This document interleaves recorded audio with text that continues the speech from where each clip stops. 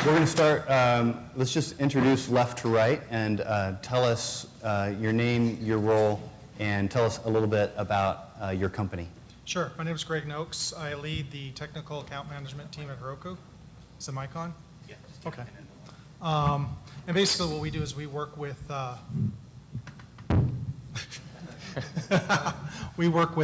number of customers on the Heroku platform to help them with architecture, scaling advice, just about anything they need to help them be successful on the platform.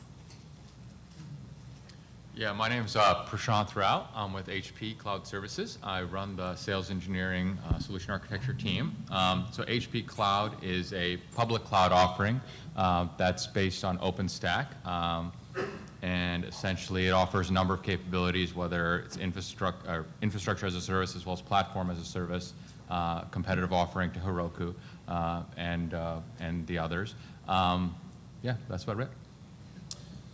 My name's Dr. Nick, and I chose to sit in the seat without a microphone, which wasn't very good planning on my behalf. But yeah, I'll go in the middle. That'll be awesome. I have run a consultancy called Stark & Wayne, which is I believe, the only company ever to have not one but two fictional founders.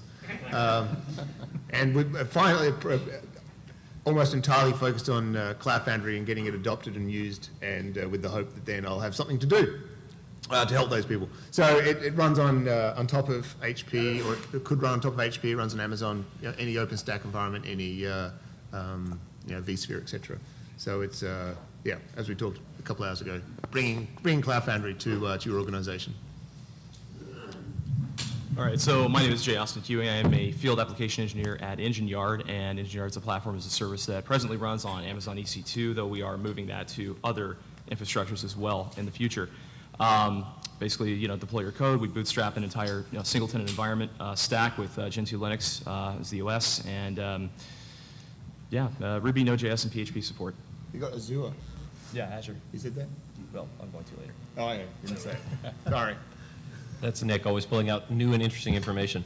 I'm Jim Meyer. I am VP of Software Development in the Cloud Products Division at Rackspace. However, you may know me as either Perp on Twitter or GitHub. I go back to about 2007 in the Ruby community, which does not predate another person on this stage, where I walked out of animation and into the internet and started dealing in milliseconds, and had very smart people, such as some of the people at this place, start teaching me what's going on. So I'm really excited to be on this side of the dais. Of the 5 of you panelists and the platforms that you represent, can I see a show of hands? How many of you actually use Amazon EC2 as your infrastructure as a service? Okay. Can do. So now we're going to do a little bit more one-on-one stuff, right? So that we can keep everybody up with this. Can we get an explanation of how we use Amazon? What is infrastructure as a service? Give us the nature of the architecture of your solutions individually, and explain to me why is that architecture better, perhaps, than someone who's doing it differently? Should we start with the Rackspace people?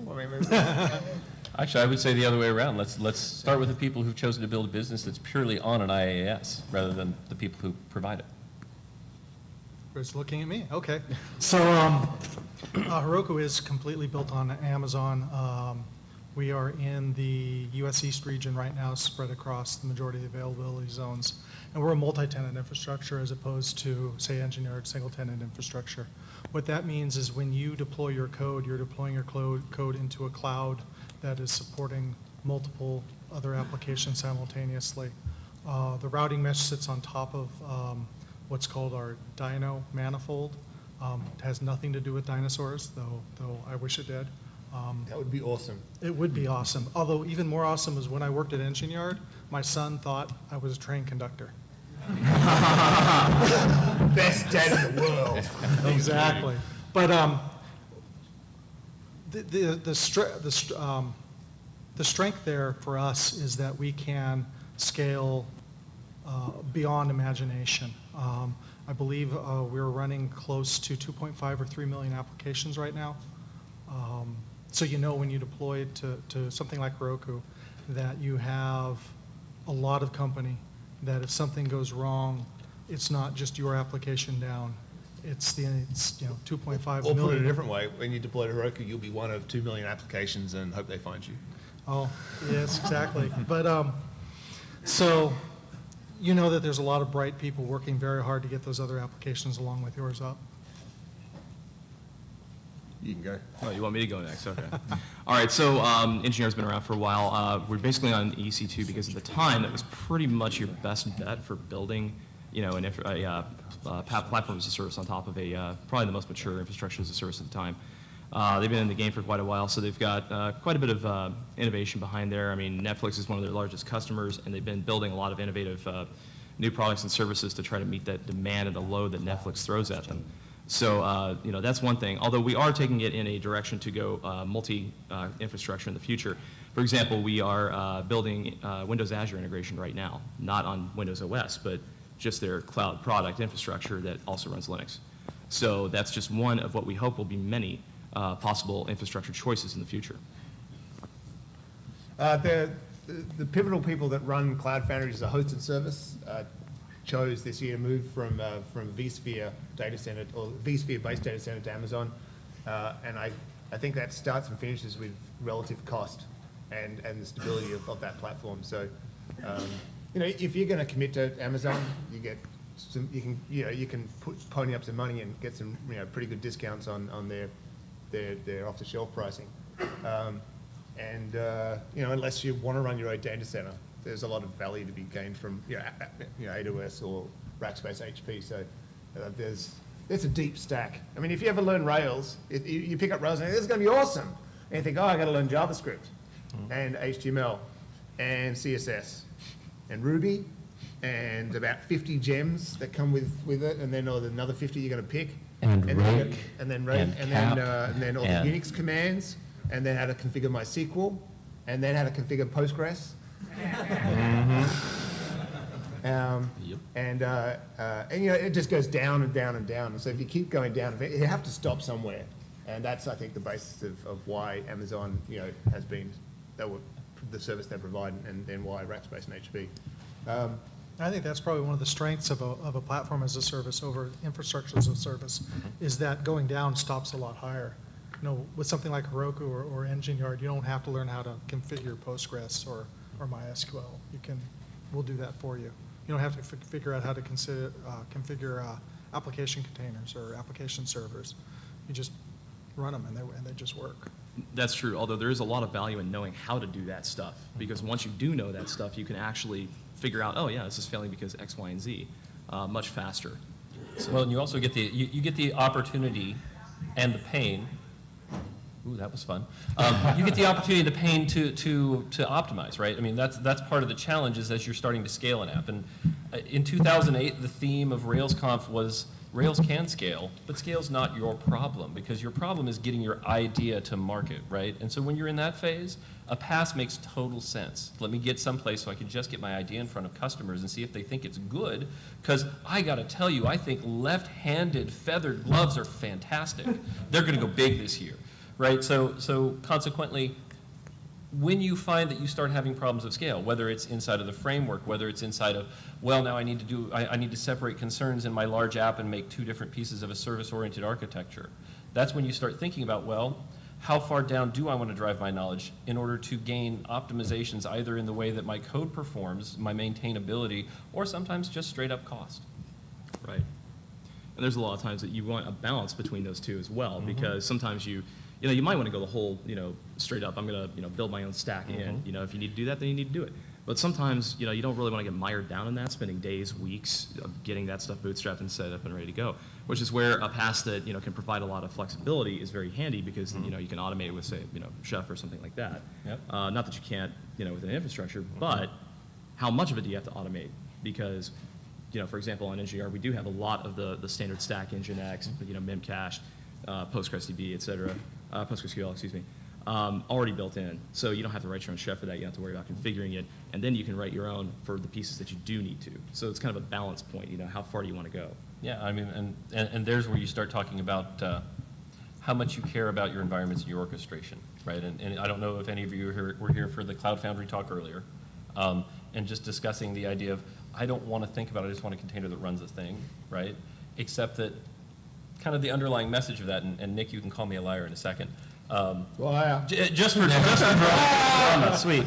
I mean, the underlying message of that, though, in Bosch and in what we're doing, what we're starting up with Rum, and I think several other people's efforts, is, you know what, I do sometimes care about the container, so I'd actually like to structure the way that I want my container to be. I want to be able to blueprint it a little bit and then spin those out.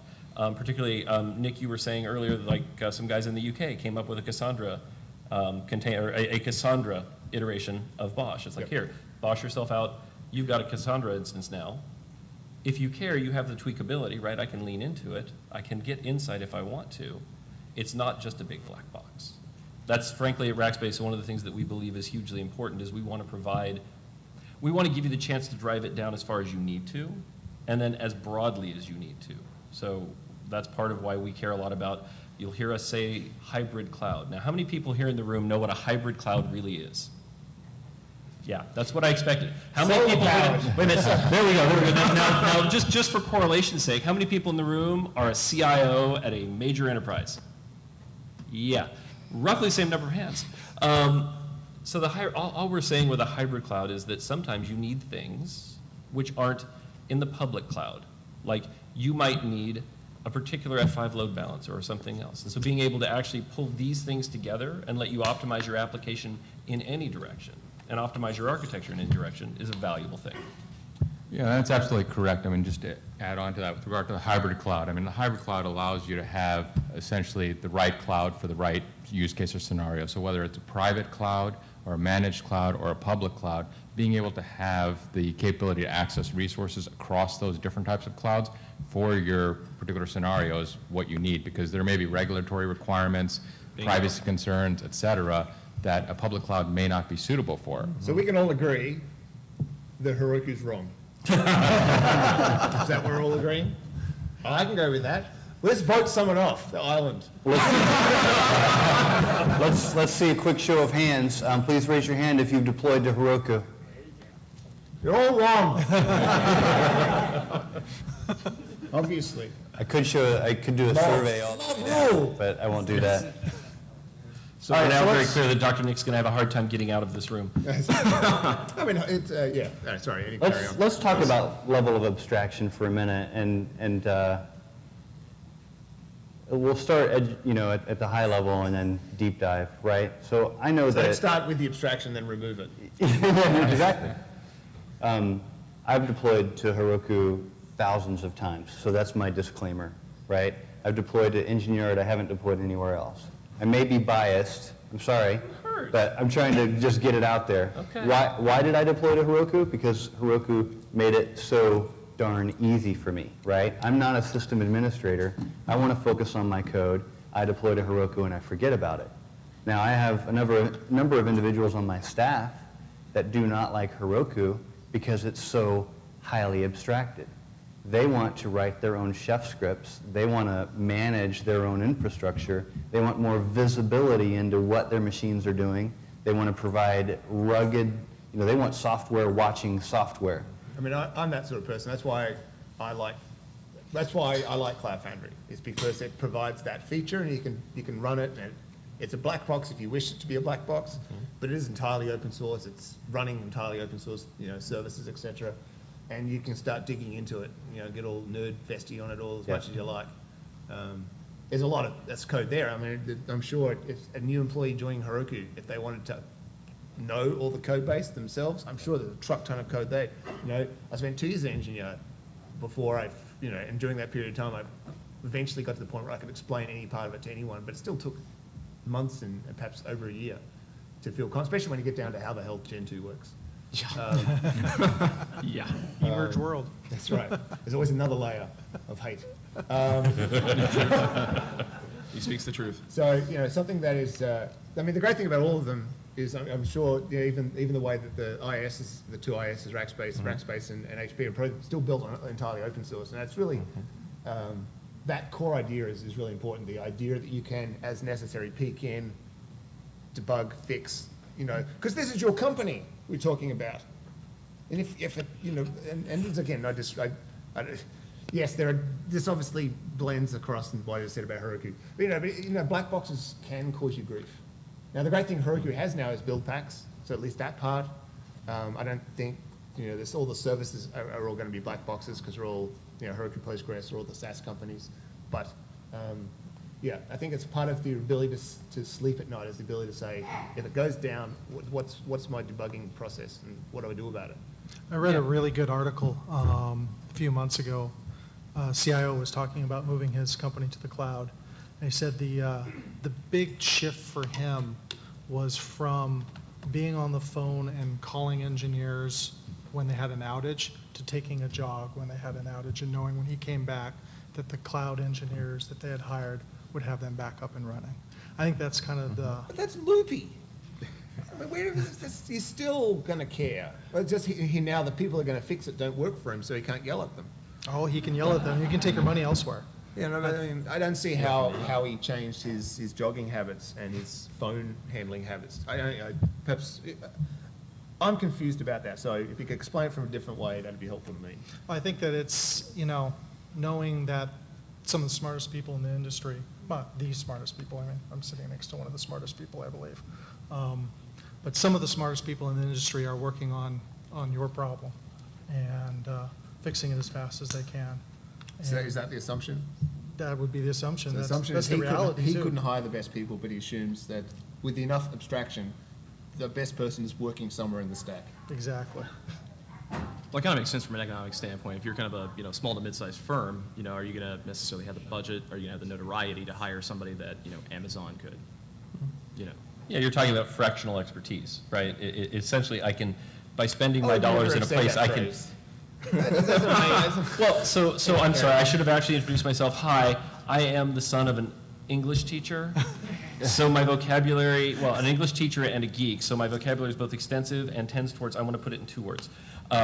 So at any rate, right, you're reaching out to say, if I spend my dollars here, I get expertise that can be applied to my problems, whether they're the problems I'm currently having, oh God, it's on fire, please, let's not have that problem, or the problems that I don't want to have, like, oh God, I am not going to be on fire because it's all been taken care of and well done. I honestly, I absolutely agree. I think that that's the key differentiator. Heroku, sorry to, let's have outages. And Amazon has outages, right? Sit in that seat over there. Rackspace and HP never have outages, but the 2 I mentioned do. And fair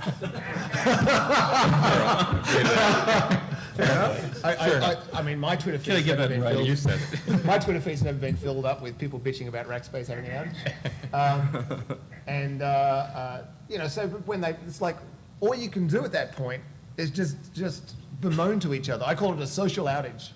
Mm-hmm. It's when everyone's shared infrastructure dies. And I don't know that's working, so maybe it's a social image. But then, not that I'm looking to be the apologist for Heroku, but let's be clear. My Twitter feed fills when Amazon East goes down, when core functionality at pretty much any major cloud provider suddenly takes a dump. Yeah, oh yeah, you hear about it, right? And so I guess I get back to then. But there's nothing I can do about it. I think that fractional expertise. But I think that the statement that was being made, and I think it's absolutely true, is that what happens is you vote with your dollars, right? And that's the thing, is that you take, if your app stack takes a dump on me repeatedly, I'm going to drive further down, right? I want my technical stack to be like the waters of the Caribbean. I want to be able to see completely and clearly to the bottom. I don't necessarily want to go diving all the time. But I want to know that if I'm gonna, I can see what's in there. And consequently, if you're taking a dump on me and I have no insight, yeah, I'm going to vote with my feet. I'm going to take my business somewhere else. And so the only advantage that you have if you choose to treat your customers that way is I'm going to make it so damn hard for you to leave that you just can't possibly.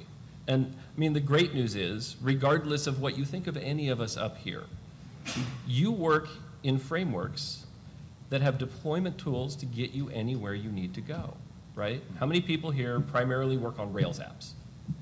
Yeah? So that's a good half.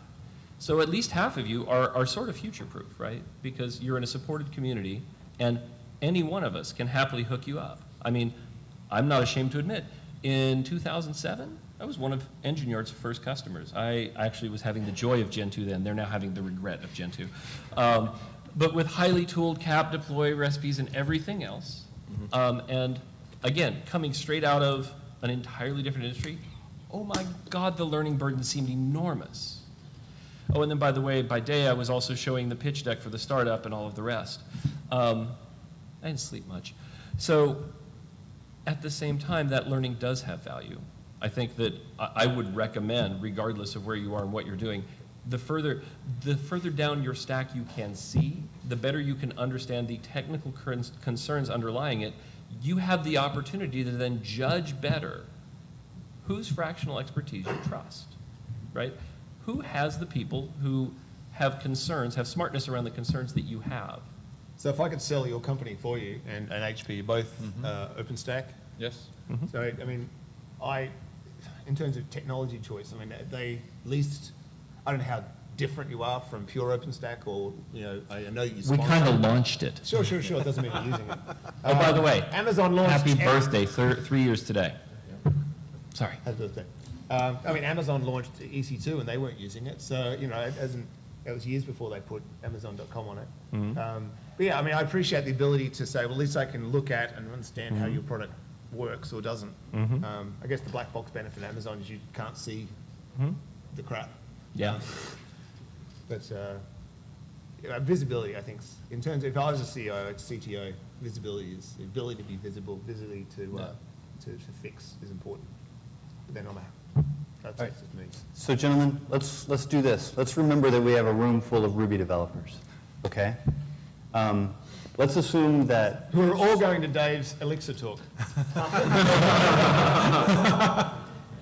Let's assume that they're still trying to figure out what the hell cloud is, right? Some of you said there were some of you that did not raise your hand when we talked about, are you deploying to Amazon, right? Yet you have... There's two people that work at other companies. What are you trying to get them fired? Ask it in the past tense. Let's take a step back and talk about what we're talking about. What is cloud computing, right? Why does it matter? Some of you have hybrid clouds. How the heck did you get there? Why are we calling it a hybrid cloud? And why, I think most importantly, why does it matter to the folks in this room? Renting. APIs and renting. I mean, perhaps others can elaborate on that, but I think they're the two key aspects of, that's the premise of SaaS, and cloud is perhaps, SaaS as an infrastructure, or infrastructure as a SaaS. The ability to rent something as opposed to have to make a capital investment, which sounds awesome. I mean, tax deductible wise, I think if you buy machinery, you can kind of depreciate it, and it's all sort of similar, but there's that aspect, certainly great for when you don't know exactly what you need. And then there's the API part. I mean, if you've ever had to send a fax in to someone or an email saying, I'd like something, it's not going to be the most efficient purchasing acquisition experience ever. But when if there's an API, and we can bitch now that, viewers are bitching about how long it takes for a VM to turn up. Like, let's just go back a few years and how, there's a wonderful presentation. Before I came to Engine Yard, I watched a talk from Ezra, who's one of the founders of Engine Yard, and Adam from Opscode. And they did a talk on Velocity Conf. And they were talking about this, what is cloud, this is 2009. And the idea with this said was things change basically on when you remove the bottlenecks. So what is cloud? What's the consequence of cloud? Is that we went from a bottleneck of getting a new machine from purchase to delivered, not provisioned, not ready to run an app, but just in your infrastructure, 6 weeks, to a minute and a half.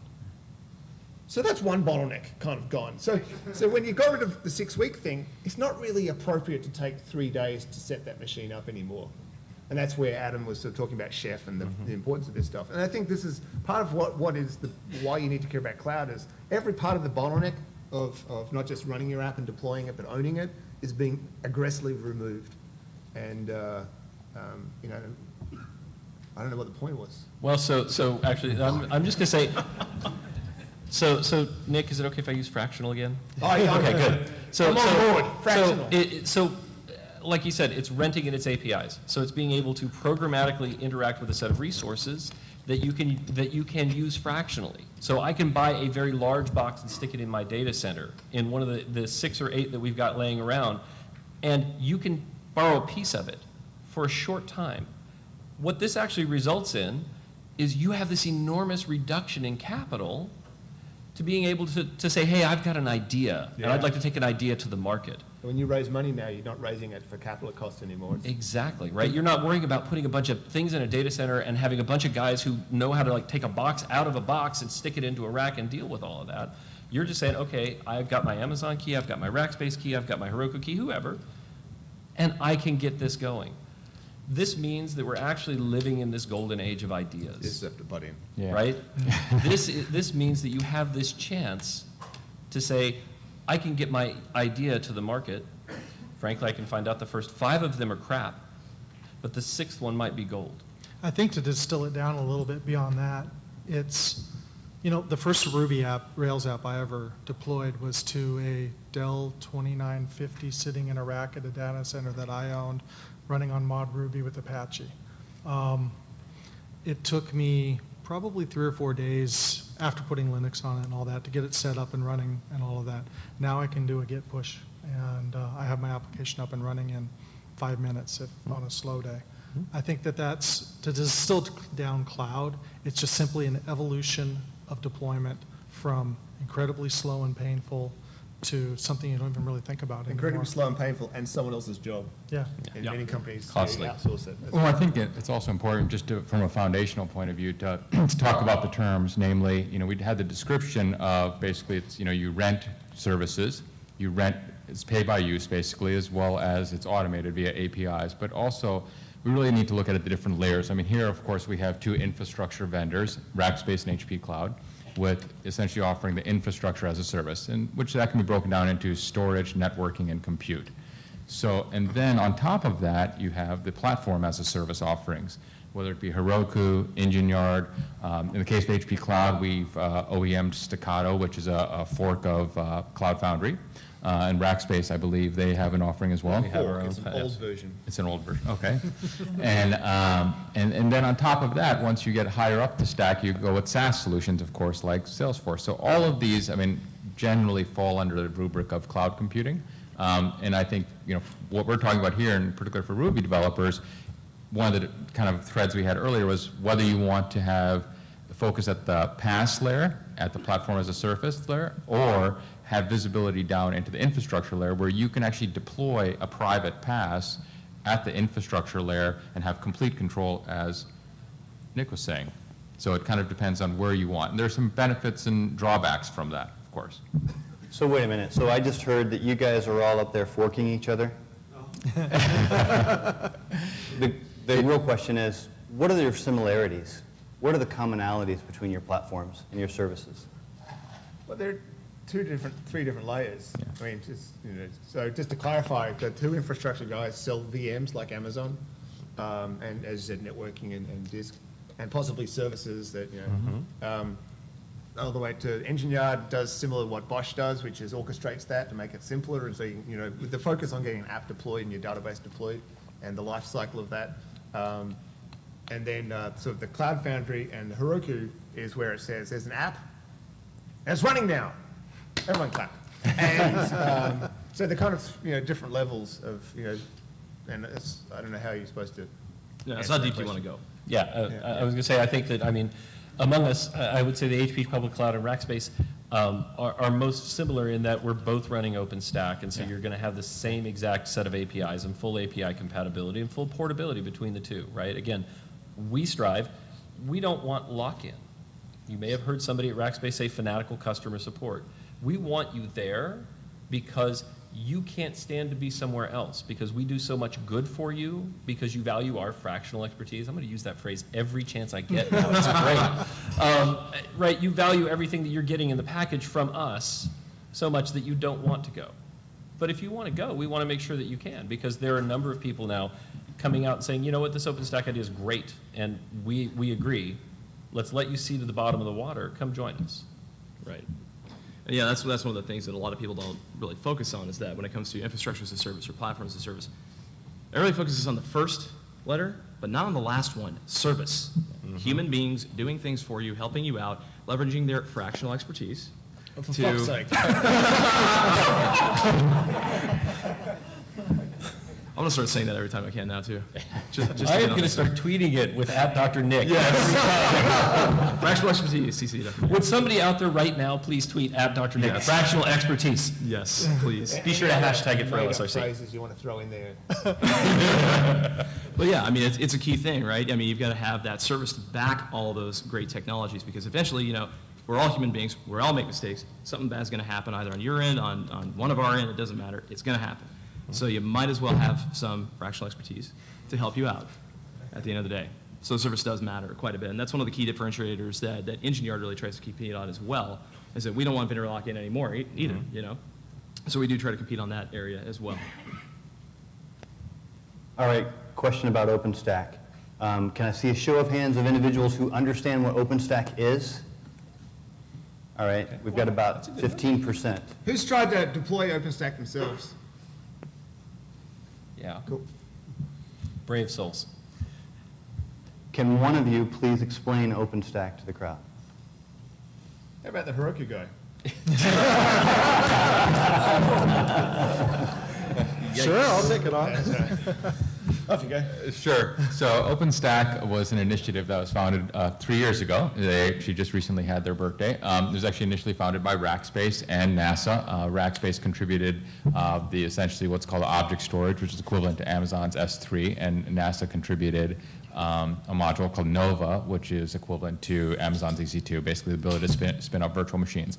So at the time, there's a lot of other history behind there, but with the evolution of that, basically OpenStack became probably the largest open source cloud computing platform in the world right now. So I hate to use this analogy, but I mean, to a certain extent, OpenStack is to cloud computing like Linux is to operating systems. So I mean, that's very kind of simplifying it quite a bit. But it's a very large initiative. It's got thousands of developers across the world, HP as well as Rackspace, and it's essentially it exposes non-proprietary APIs for all of the services that expose, and there's many different projects, whether it's virtual machine capability, object storage capability, block storage capability, networking with a project that's now called Neutron. So there's all these projects that essentially interact via a messaging layer using RabbitMQ or ZeroMQ, depending on the choice. And essentially, they're kind of loosely coupled, but they all expose a REST API. So you can automate everything in OpenStack via the APIs. It's completely, I think by and large it's written in Python. It's by and large Python. I think the other flavor that I would add is, think of it as, it's your entire infrastructure openly available to you for compute, for files, for block storage, for network, and you can talk to any piece of it. And the joy for me has been watching as it came from a very basic level, and the offerings are starting to become more and more complete. I mean, networking only entered, am I incorrect, in Grizzly? Or was it, no, it was early in Folsom. Right. I think you could be in Folsom, right? So it's, as we are figuring out more and more of the pieces that you need to be able to talk to in order to orchestrate well. And let's be really clear, orchestration is what you care about, and if you don't know that, that's something that you need to understand. So that you can orchestrate well your entire infrastructure and remove the concern of strapping little things together, and instead say, I have 27 services in my service-oriented architecture, and I need to instantiate a new service over here with the usual architecture for it. Please go do that. Is everything else going well? Okay, great. Right? Think of being able to integrate all of the monitoring, all of the deployment, and all of these things, and be working with a community of people who have the same passion around some of these pieces, so you get these things for free. You don't care so much about monitoring, well, you're crazy, okay, but if you don't, then you go out and you pick up the cloud monitoring stuff, right, and you just put it in place, and you're like, I don't care, fine, plug it in, click, click, click, I'm done, right? If you care passionately, he just referenced, actually, there's a couple of providers who actually care a lot about the queuing system that's behind a lot of these solutions. And so you pull OpenStack out of the box, you get RabbitMQ. There are good folks at Cloud Scaling who decided ZeroMQ is the way to go. And so that's a choice they made. They had that choice available. Those places where your business differentiates on how your stack works, you have that choice available. Thank you, Jim. All right, so a few of you are obviously very large fans of OpenStack. Dave, would you I'm a migrate? fan of competition. Would you migrate to the middle of the room? We're going to open up for questions. We've only got about 5 to 10 minutes here. I want to give Heroku a chance to talk about OpenStack if you want to talk about why not OpenStack. If you want to say why not OpenStack, why Heroku, now's your chance. OpenStack's great if you want to build Amazon.com or Amazon EC2. It's really low level. If you just want to deploy your application and not worry about it, if you have 3 or 4 developers and you just want to get push and have your application running, that's basically where we come in. We take care of all of that for you. Or you can use the tools I built, Or you can which use, orchestrate the building up of Cloud Foundry on top of OpenStack, and you'll feel like a superhero. Well, I think the question to Heroku is, Do I get a you know, cake? I think the question to Heroku is why isn't Heroku basically pursuing a multi-cloud provider solution so that they're not, so they're not susceptible to outages like Netflix had last Christmas Eve. You know, so that'd be a question I would ask to Heroku. there's definitely an internal conversation about that. What's, the other way, the challenge is when you pick one of these things and you think, you know, yeah, I'm going to go with Amazon, but I want to keep my options open. They're all subtly different, and it's really hard. And back when we, you know, and obviously I know all of Engineered's code, and there's all these little things in it that, you know, you know that they wanted to not couple themselves to Amazon, but they did in the subtlest little ways. Like instead of passing around a credentials object, they pass around AWS public access key and AWS secret key. It's like, so even if we want it, it's like I have to find and remove all of these, and there's all sorts of. We're working on that. It takes a long time, and you'll do it too. I mean, as I sort of mentioned in my talk, you know, anyone that's ever done configuration management may have used one of the big configuration management tools, and then went and wrote their own orchestration layer around it. And this is why I like, you know, I talk about Cloud Foundry, but the Bosch part I think is super interesting, is because it's one orchestration system that can orchestrate all of the different things that everyone's talked about. And Thank you. We have a question. Hi, with all the big rage about Docker and Linux containers in general right now, I'm really curious to hear your thoughts on the future of those within your respective companies. And gentlemen, we just have about 5 minutes. We need to wrap up, okay? We got one more question over there, Dave. well, obviously Heroku and Cloud Foundry use them as a core part of the product, so they have a very good future. They're awesome. All right, pow! Give me some container action.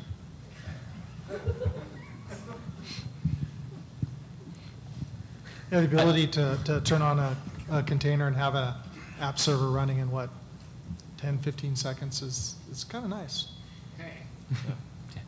So just a little bit. I think actually I'm very curious, how many people here have looked at Flynn? It hasn't come out yet. I got one hand in the Just back. made that up. It's It's a website that says, oh, if you give us enough money, we might open source it. So Dr. Nick would like to steal my next question, which is, how many people here look at what's going on and think that we need another iteration in the container space? Wait, you mean beyond Docker? Yeah, beyond Docker, because I mean, it really seems like what it is. Finished iterating. Sorry, what's your point? Rather, it seems like Flynn's trying to become next gen of Docker. No, it's just going to use Docker. Docker is a container thing, like Warden. So you Right. talk to it, it gives you containers. It's trying to build a PaaS on top of it. So Fair enough. It competes, I guess, with Cloud Foundry and Heroku. Okay. So I looked at it as it's kind of like trying to make containers not important to you, right? They're just building blocks underneath this. But we should listen to more questions because I'm busy talking One more to you question. and I can have that conversation later. But I'm interested in Flynn. I mean, I'm interested in all this stuff. Cloud Foundry works right now. Not that excited about OpenShift. Doesn't seem to be as sweet. But Flynn, Docker is a good, solid piece of tech. Yeah. Go for it. You guys talked about fractional expertise. No, we didn't. Fuck off.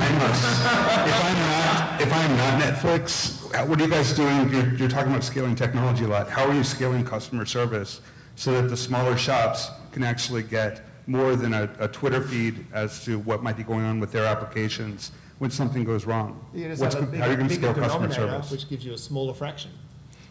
Well, you might say that's true. Rackspace is roughly a 5,000 person company.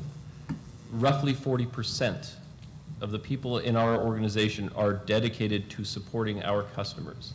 A really good chunk of those people are the people who are there on the phone if you call, day or night, 24/7, 365. So when we talk about fanatical support, that's exactly what we mean. You call, you get the person, frankly, you usually get the person you talked to last time. They know you. All right, thank you, gentlemen. We've got to wrap up out of respect for the next individual speakers. Thank you all, seriously, for accepting my invitation to talk today. And can I get a round of applause?